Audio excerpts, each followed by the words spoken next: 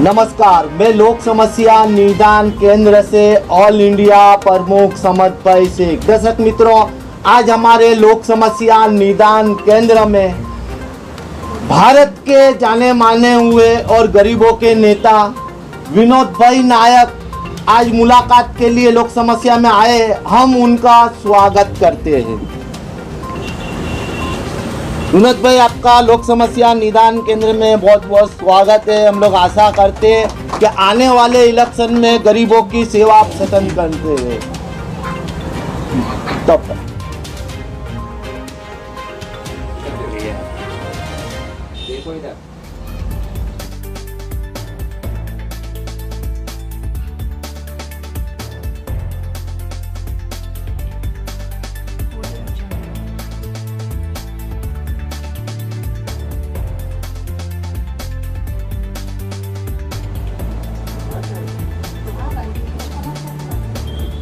ये भी देखो ना।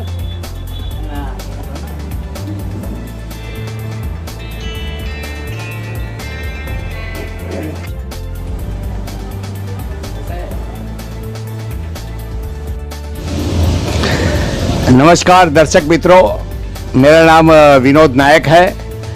मैं भारतीय बहुजन कांग्रेस पार्टी का राष्ट्रीय अध्यक्ष हूँ और इस देश में गरीबी कैसे खत्म हो और इस देश में सही मायने में सामाजिक और आर्थिक परिवर्तन कैसे आए, इसलिए मैं हमेशा पिछले 30 साल से कार्यरत रहा हूं।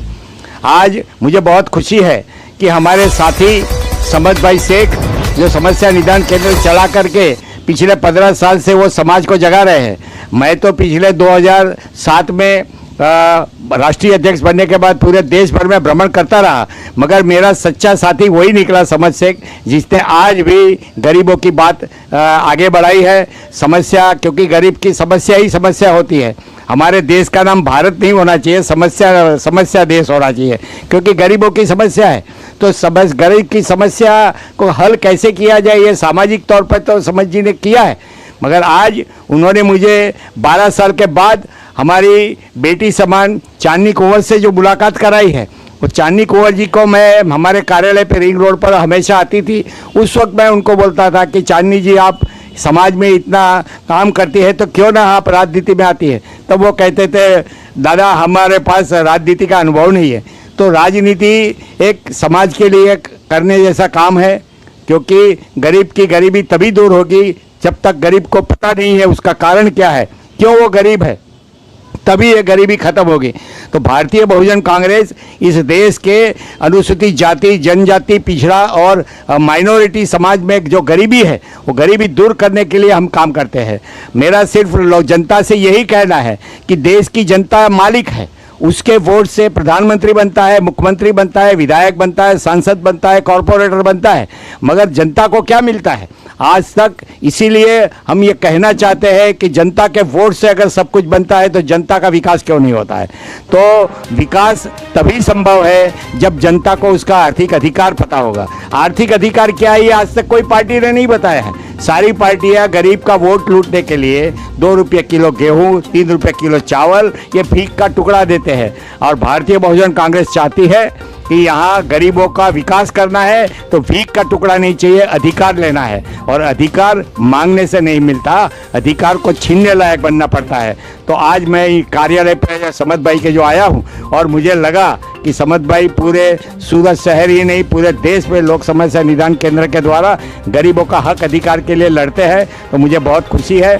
और आज मैं उन्हें मिलकर के खुश हुआ हूँ और आगे के बारे में समाज नीति के साथ साथ राजनीति कैसे हो, इसके बारे में चर्चा करके आने हाजिरी में आपने समस्या निदान केंद्र के संगठन के द्वारा पूरे बिहार, पूरे सूरत के खास करके और पूरे गुजरात और पूरे देश के लोगों की जन समस्या के लिए आपने काम किया, बहुत खुशी है। मगर इस देश की सत्ता एक मास्टर चाबी है और मास्टर चाबी के बगैर कोई भी ताला नहीं खुलता है। तो इस देश की गरीबी को ख़त्म करना है और इस देश के नागरिक को मालिकाना हक देना है, तो आर्थिक न्याय का राजनीति करना पड़ेगा। ये आर्थिक न्याय के लिए समाज को अधिकार देना पड़ेगा और आप समाज की राजनीति करते हैं, तो मैं चाहता हूँ कि आप समाज में जिन लोगों को तैयार किए हैं उन्हीं लोगों को आगे कीजिए राजनीति के लिए, क्योंकि राजनीति ये अपने विकास का सबसे बड़ा पहिया है।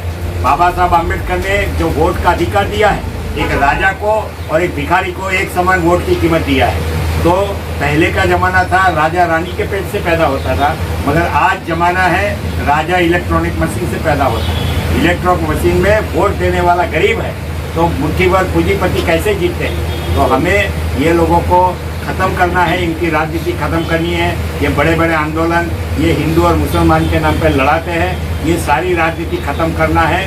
तो हमें हिंदू और मुसलमानों में जो गरीब है इन लोगों को तैयार करना नायक से अगर हाल देश के अंदर अभी अपने देखते हैं कि सोशल मीडिया के ऊपर कौमवादी, जैसे कौमवादी का बनाव बनते जाता है, कुछ कौमवादी टिप्पण होती है, तो कोई भी हिंदू के बारे में आता है, मुसलमानों के बारे में आता है। इसके बारे में आप क्या कहेंगे कि क्या खरेखर हिंदू मुसलमान लड़ते हैं कि इसमें राजकारण? देखिए, भगवान ने तो है ना सिर्फ स्त्री जाति पुरुष जाति बनाई, और ये राजनीति वालों ने किसी को हिंदू बनाया, किसी को मुसलमान बनाया, किसी को ब्राह्मण बनाया, दलित बनाया, राजपूत बनाया। जाति और धर्म भारत में 6,742 जातियों में पिछड़ी जाति के लोग बटे हैं, और हर धर्म और जाति की लड़ाई मुट्ठी भर लोग लड़ाते हैं, और वो लड़ा करके वोट लेते हैं। उनके पास वोट का पाने के लिए और कोई रास्ता नहीं है।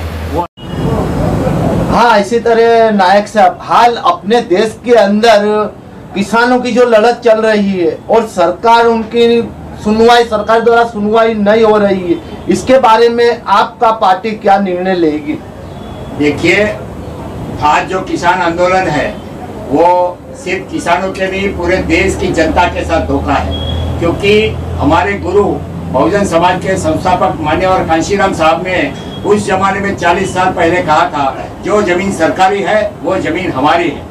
तो उस वक्त बहुजन समाज के गरीब के लोगों को पता नहीं था, मगर जैसे जैसे ये मूवमेंट बहुजन मूवमेंट आगे बढ़ती गई तो समाज को लगने लगा, और भारतीय बहुजन कांग्रेस ने सर पिछले 7 साल में यूपी, बिहार, झारखंड, छत्तीसगढ़ तमाम राज्यों में चुनाव लड़ा करके 3 बीघा भूमि हर परिवार को मिले, चाहे वो हिंदू हो या मुसलमान, ब्राह्मण हो या दलित, गरीब हो या अमीर, हर एक को 3 बीघा भूमि मिलनी चाहिए, क्योंकि देश की जनता मालिक है। इसलिए मैं आपको बताना चाहता हूं दर्शक मित्रों कि पहले राजतंत्र था तो देश की भूमि का मालिक राजा होता था। आप बाद में मुगल राज आया तो देश के भूमि के राज मुगल शासक थे, और उसके बाद में अंग्रेज आए तो अंग्रेज इस देश के भूमि के मालिक थे, वो लगा लेते थे। मगर आज 72 साल हो गए, लोकतंत्र है तो देश की जनता मालिक है, मगर मुट्ठी भर शासक पार्टियां, मुट्ठी भर समाज के लोग इस देश की भूमि पर कब्जा करना चाहते हैं, क्योंकि संपत्ति भूमि से आती है, आसमान से नहीं सब निकलती है। जैसे कोयला निकलता है, लोहा, सोना, चांदी, खेती, सब कुछ तो जमीन से आता है। तो जमीन पे अधिकार देश की 130 करोड़ जनता का है, और इस देश के हर परिवार को भूमि का अधिकार अगर दिया जाए, सिर्फ सरकारी जमीन बांटी जाए, तो भी इस देश के 25 करोड़ परिवारों को 3-3 बीघा जमीन मिल सकती है, जबकि 100 करोड़ बीघा सिर्फ 7-8% लोगों के पास में है। हम देश की जो सरकारी भूमि है 80 करोड़ बीघा जमीन, उसमें हम हर परिवार को 3 बीघा देना चाहते हैं। दूसरा, आर्थिक न्याय का सिद्धांत क्या है? आर्थिक न्याय के तहत हम गरीब दूर कर सकते हैं। आज तक तमाम पार्टियों ने गरीबी रेखा बनाकर गरीबों को और गरीब बनाया। हम लोग गरीबों को विकास करना चाहते हैं। विकास का मतलब होता है अमीर बनाना चाहते हैं। तो अमीर कैसे बनेगा? हमें अमीरी रेखा तय करनी पड़ेगी, और गरीबी रेखा खत्म करके अमीरी रेखा अगर बनती है तो अमीरी रेखा से अधिक संपत्ति वाले सिर्फ इस देश के 25-30 पूंजीपतियों के संपत्ति पे सिर्फ 2% टैक्स अगर हम लेते हैं तो इस देश के हर परिवार को, चाहे हिंदू हो, मुसलमान हो, चाहे अमीर हो, गरीब हो, हर एक को महीना 10,000 हर परिवार को दे सकते हैं। अब बताइए कि देश के हर परिवार को 3 बीघा जमीन और 10,000 रुपया महीना अगर मिले तो कोई गरीब इस देश में रहेगा? कोई गरीबी नहीं रहेगा। मगर गरीबी को खत्म करने के लिए न कांग्रेस ने किया है, न भाजपा ने किया है, कोई राजनीतिक पार्टी नहीं चाहती है। वो चाहते हैं देश का गरीब गरीब रहेगा, और वो चुनाव में वोट दारू और मुर्गे में और 100, 200, 500 रुपए में बेचेगा और राज वो करेंगे। मगर अब नहीं चलेगा, अब बहुजनों की बारी।